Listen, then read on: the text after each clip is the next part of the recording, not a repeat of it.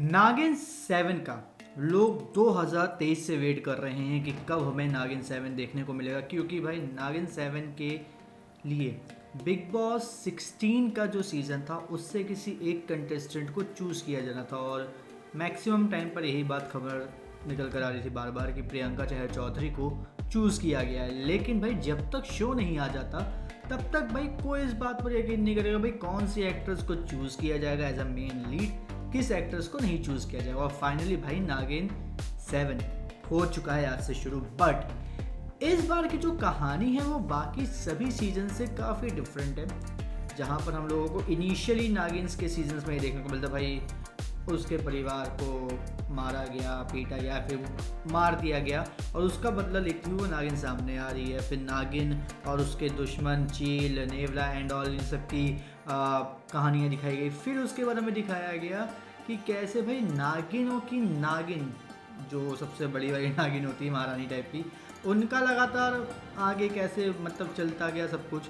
और उसके बाद अब जब कोई कहते हैं कि मतलब स्टोरी नहीं खत्म, मतलब नहीं बची किसी चीज़ के लिए कुछ करने के लिए, तो इस बार नागिन 7 का जो थीम है वो पूरा ही चेंज कर दिया गया। क्योंकि इस बार पहली बात तो इच्छाधारी नागिन नहीं है। लाइक पिछले सीजन में हमने जैसे देखा कि इच्छाधारी नागिन जो भाई इतने सालों की तपस्या के बाद वो इच्छाधारी नागिन बन पाती है, वो चीज़ नहीं है। ठीक है। दूसरी बात, इस बार जो नागिन का कॉन्सेप्ट है वो काफ़ी डिफरेंट है। चीज़ें काफ़ी सुपर नेचुरल लेवल पर जा रही है, बहुत ही नेक्स्ट लेवल पर। तो ये भी काफ़ी ज़्यादा इंटरेस्टिंग है। प्लस यहाँ पर एक शो को लेकर बहुत ही मतलब अपने टाइम का बेस्ट शो रहा है, वो भी साइंस फिक्शनल टाइप का शो था, वो भी भयंकर तरीके से भाई मज़ा आया था उसको देखने में। उस शो को भी लेकर इन्होंने कंफर्म कर दिया कि भाई वो शो अब आगे कभी ज़िंदगी में आएगा ही नहीं।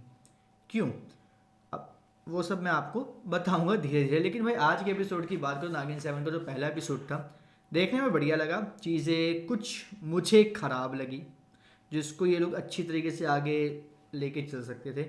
कुछ चीज़ें ऐसी लगी कि हाँ ये बहुत बढ़िया तरीके से उन्होंने एग्जीक्यूट करी, और कुछ चीज़ें ऐसी लगी कि जिसका कोई सेंस नहीं बनता। ठीक है, तो इन सब चीज़ों को धीरे धीरे तोड़ तोड़ के बात करेंगे। ठीक है, सबसे पहली बात कि भाई आज जो हमने एपिसोड देखा उसमें सबसे बेहतरीन चीज़ तो ये हमें लगी कि चीज़ें जिस तरीके से उन्होंने धीरे धीरे धीरे धीरे आगे पुश करी। मतलब इंट्रोडक्शन हमें कैसे हुआ कि भाई एक बहुत ही बड़ा, मतलब जब 2001 में जो हुआ था कुंभ, उसके बाद 24 साल बाद जो बड़ा महाकुंभ होगा उसमें एक ऐसा इंसिडेंट होगा जिसकी वजह से हमारा जो देश है भारत, उसके बाद बहुत बड़ा एक अटैक होगा। जिस मतलब कह सकते हैं कि भाई जैसे वर्ल्ड वॉर 2 या फिर महाभारत, उस टाइप का यहाँ पे अटैक होगा। मे बी हो सकता है भारत खत्म हो जाए। तो उस चीज़ को बचाने के लिए अनंता नाम की एक इच्छाधारी नागिन आएगी और वो हमारे देश को बचाएगी। पहले इन्होंने इस चीज़ को स्टैब्लिश कर दिया कि अनंता नाम की एक इच्छाधारी नागिन होगी और वो हमारे देश को बचाएगी। दूसरी बात यहाँ पर जो थी वो ये थी कि अनंता नागिन ये नहीं कहा था कि वो पैदा होगी, बच्ची होगी, क्या होगा ये नहीं पता था। तो यहाँ पे बहुत बड़ा ट्विस्ट तब आया जब तेजस्वी आई, उसकी जो नागिन थी, ठीक है, उसने बोला कि भाई ऐसा ऐसा है, बच्ची हुई, उसका नाम अनंता रखा। तो वो सबसे बड़ा ट्विस्ट हुआ कि ये अनंता मतलब इतना लंबा टाइम है, बड़ी होगी, क्या होगा, कैसे होगा। तो वो एक सबसे बड़ा ट्विस्ट था जो लोगों को यहाँ पे थोड़ा सा शॉक में डाल रहा था। तीसरा बड़ा ट्विस्ट ये हुआ कि ईशा का जो कैरेक्टर है उसको अनंता नाम दिया गया। ठीक है, जबकि वो एक्चुअल में नागिन नहीं है। असली नागिन प्रियंका चहर चौधरी है जिसके कैरेक्टर का नाम पूर्वी रखा गया है। और पूरे एपिसोड में यही इस्टेब्लिश किया गया कि ईशा नागिन है और प्रियंका चहर चौधरी नागिन नहीं है, क्योंकि भाई अनंता भाव भाव चीज़ें मतलब काफ़ी वो रखी गई। बट यहाँ पे एक चीज़ जो मुझे सबसे गंदी लगी वो लगा इस एपिसोड का एंड। इन लोगों को कौन होगी अगली नागिन, ठीक है, जो हमारे देश को बचाएगी, उस बात को रिवील अभी नहीं करना चाहिए था मेरे अकॉर्डिंग। कोई एक जैसे कहते नहीं है कि किसी की मतलब शक्तियाँ छुपी हुई हैं और वो शक्तियाँ सडनली एकदम से निकल कर आती जब उसके ऊपर क्राइसिस आती है किसी टाइप की, कि एकदम से उसको अपनी जान के ऊपर बनाई है, या फिर एक ऐसा कुछ करना होगा ताकि वो किसी अपने को बचा पाए, या कुछ ऐसी चीज़ उसमें उसकी वो शक्तियाँ जागृत होती हैं। उस टाइप की हमें चीज़ें नहीं देखने को मिलेगा। 24 साल की हुई भाई, शक्तियाँ आ गई, तो ये मुझे थोड़ा सा सही नहीं लगा। इसको थोड़ा सा इनको सही करना चाहिए था। अगले एपिसोड में दिखा देते कि ये लोग जैसे आज ही गाड़ी रुकी, ठीक है, वहाँ पे इनके ऊपर हमला हो रहा, कुछ हो रहा, तो यहाँ पे पूर्वी की शक्तियाँ एकदम से जाग रही है, वो नागिन की जो शक्तियाँ उसका इस्तेमाल करने लग रही है, उसको समझ में आई चीज़ें क्या हो रही है। इस टाइप में कहते तो मेरे अकॉर्डिंग ज़्यादा सही रहता, क्योंकि मोस्ट ऑफ द टाइम यही चीज़ें चलती है। बट 24 साल की हुई है, अब उसके अंदर नागिनों की शक्तियाँ एकदम से आ रही है, उसको खुद नहीं पता क्या हो रहा है।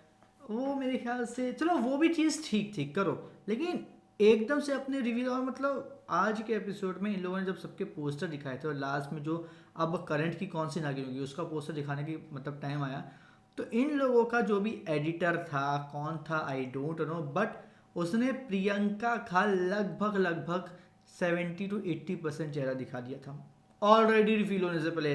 जो पर्दा वर्दा उड़ रहा था वो दोनों मिलकर रोक रहे थे उससे पहले, तो वो भी चीज़ में लगी यार इतना क्यों। हाँ, ऐसा अगर मैं भाई ऐसा बंदा, मतलब ऐसी ऑडियंस हूँ जिसने टीजर ट्रेलर कुछ नहीं देखा, प्रोमो वगैरह कुछ नहीं देखा, उन्हें कुछ नहीं देखा, बस इतना पता है कि आज से नागिन 7 आने वाला है, बात खत्म, 8 बजे से बात खत्म, देखा जाएगा। तो उस बंदे के लिए क्यूरियोसिटी है कि भाई कौन होगा नागिन, तो एटलीस्ट उस चीज़ को तो रखो। और दूसरी बड़ी बात यार, मुझे ऐसा लगता है कि नागिन कौन होगी इस चीज़ को ना इनको अब थोड़ा सा हाइड करके रखने की ज़रूरत है। हाँ पता है भाई, नागिन का चेहरा जो होता है उसके बेसिस पे सब सारी चीज़ें होती हैं, बट हाइड करके रखो तो ज़्यादा अच्छा है मेरे ख्याल से, ताकि ऑडियंस जो है वो एपिसोड को देखने में ज़्यादा इंटरेस्टेड हो। बट यहाँ पे अगर एक्टिंग की बात की जाए तो भाई बेहतरीन, कोई कैरेक्टर उठा लो, ठीक है, चाहे करण कुंद्रा का हो, तेजस्वी का हो, या फिर ईशा का हो, प्रियंका को, या फिर इन दोनों के माँ बाप का हो, और यहाँ पे भले ही उसके भाई का हो, इन सब की एक्टिंग टॉप नॉच थी, बिल्कुल बेहतरीन, मतलब देख के मज़ा आ गया। और जिसने प्रियंका का मेकअप किया वो भी बहुत बढ़िया किया है, नो डाउट बढ़िया, मतलब लग रहा था कि ये वही प्रियंका चहर चौधरी जो हमें बिग बॉस में नजर आती थी, या फिर जो हमें सॉन्ग्स में नजर आई, या फिर बाकी दूसरे सीरियल्स उसमें नजर आई है, किसी एंगल से नहीं लग रहा था।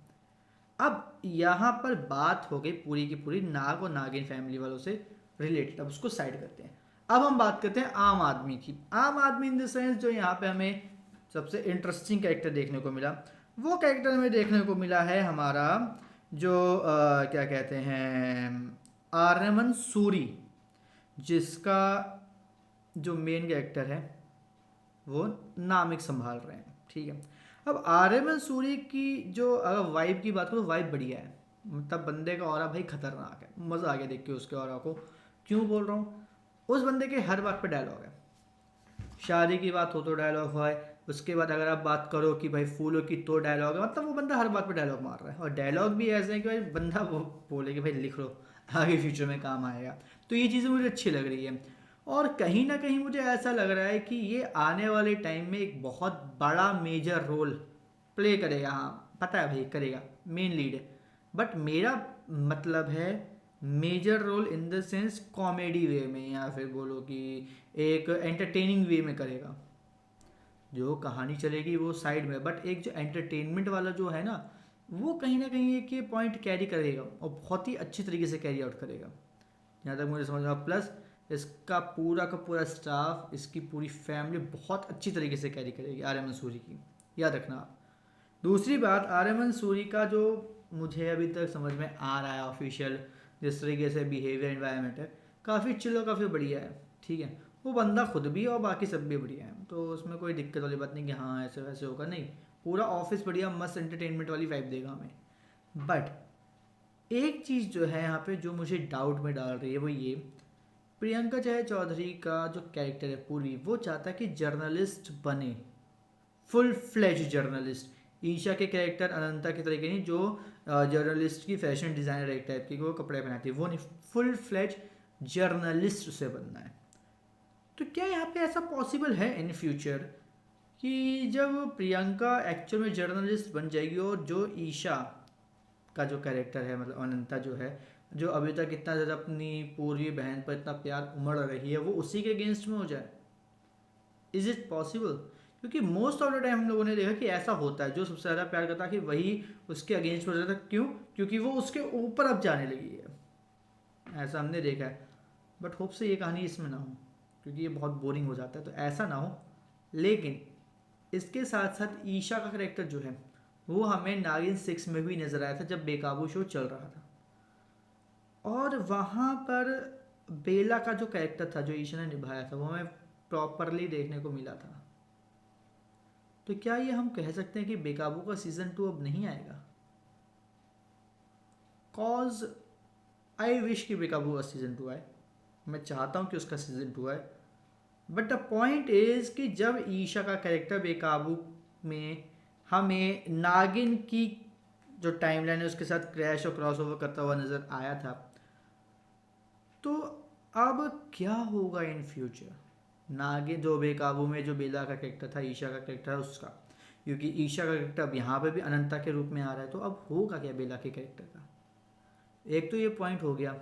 और आई सीरियसली विश कि नागिन के ख़त्म होने के साथ साथ बेकाबू का नेक्स्ट सीजन भी शुरू हो जाए, क्योंकि बेकाबू को भी लोगों ने काफ़ी ज़्यादा पसंद किया, क्योंकि वो प्रॉपरली एक डिफरेंट टेक था। और नागिन का ये सीज़न भी काफ़ी डिफरेंट है, क्योंकि जो मतलब नॉर्मल सिनेवला चील ये सब चीज़ें तो भाई चलो कॉमन सी है, बट यहाँ पे ड्रैगन की बात हो रही है, एक ड्रैगन, एंड ड्रैगन मतलब बहुत बड़ी बात है। टीजर में भी हम लोगों ने, प्रोमो में भी हमने देखा था कि उस ड्रैगन को पालतू बना रखा है, एज अ टाइप फिर बंद करके रखा है इंसानों ने, तो वो भाई कौन करेगा?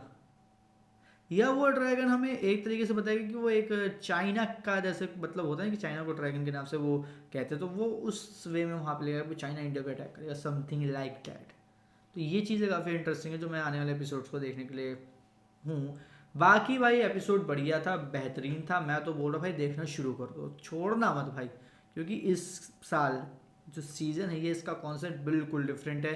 कुछ चीज़ें हो सकती हैं हाँ पुरानी सी ऐसी मतलब कॉपी पेस्ट होंगी, बट कॉन्सेप्ट बहुत अच्छा है, ड्रैगन वर्सेस इच्छाधारी नागिन। एंड हाँ, ये इच्छाधारी नागिन भी नहीं है, महानागिन है, इच्छाधारी नहीं महानागिन है। ये जो हमारी प्रियंका चाय चौधरी का कैरेक्टर है पूर्वी का, वो महानागिन है। तो ये सबसे इंटरेस्टिंग बात है। और एक और सबसे बड़ी बात है कि यार मतलब सभी का हमें दिखाया गया कि भाई ये एक नागिन थी, वो नागिन था, पिछले 6 सीजन्स की सारी नागिनों के बारे में बता दिया गया। पॉइंट ये है कि 7वें सीजन में कौन सी नागिन होगी ये किसको पता है? मतलब सोचने वाली बात है। मतलब तस्वीर उसकी बनाई किसने, या वो खुद पे खुद कोई जानता है, कोई महाज्ञानी है नागिनों के कुल में जो ये जानता है कि हाँ ये अगली नागिन होने वाली, तस्वीर बनाता। लाइक फ्यूचर देख सकती हैं, अगर ऐसा है तो उसके बारे में भी हमें कुछ पता चले तो ज़्यादा हमें इंटरेस्ट आएगा।